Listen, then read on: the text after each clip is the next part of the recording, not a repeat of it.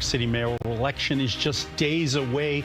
Jessica Moore sat down with 8 voters, 6 who know who they're voting for and 2 undecided, to get their take on some of the hot button issues, from students at John Jay to former members of the military. We're hearing from New Yorkers concerned in the voice of the voters.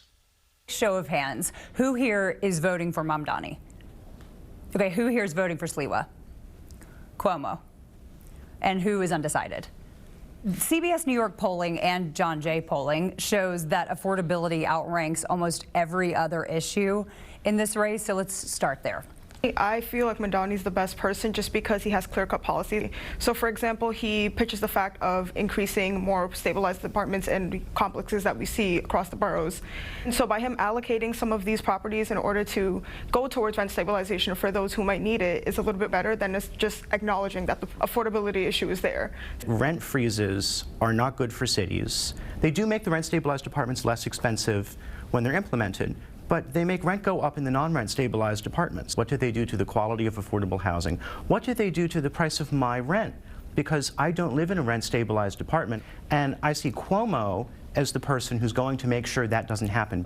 I believe Cuomo is the lesser of the two evils. I don't think any form of socialism has place in the United States at all. And I don't think his financial policies, such as taxing the top 1% of New Yorkers, is particularly going to be effective, because those 1% have the ability to relocate out of New York. I don't think putting one government-run grocery store in each borough is even going to help. Indira, what were you going to say? How are we ensuring that the people who are getting rent-stabilized houses are the ones that need it, and not just anybody who fits the quota or who says that they need it? How likely do you think it is that Mamdani can implement some of these ideas? I mean, the free bus rides, the government-subsidized grocery stores, the rent freezes, they do sound good, but how likely is it that he can actually pass legislation that will make that happen? He's going to go and reassess the budget that we have for New York City and be able to allocate those funds in a different area, as opposed to saying this is something we need to tackle,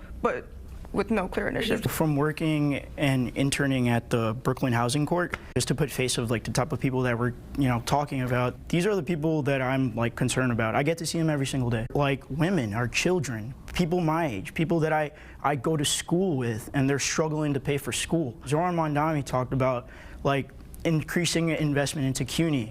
Those are things that are not only going to impact me, but my brother who's coming up. Are there things about what Sliwa has planned that you think would actually increase affordability? I think the property taxes of the city are ultimately too high for a lot of people, but so I think that's a tangible affordability item to keep people here that have lived here a long time in this city. Mr. Sliwa, while I'm sure he has ideas that are going to improve the lives and the pocketbook or wallet of everyday New Yorkers, it's more so about what Mr. Mamdani and what Mr. Cuomo have done to hurt us in the past that I'm afraid of giving to my future family. And our panel did cover a range of topics. Tomorrow, we'll get their take on how public safety is factoring into their vote.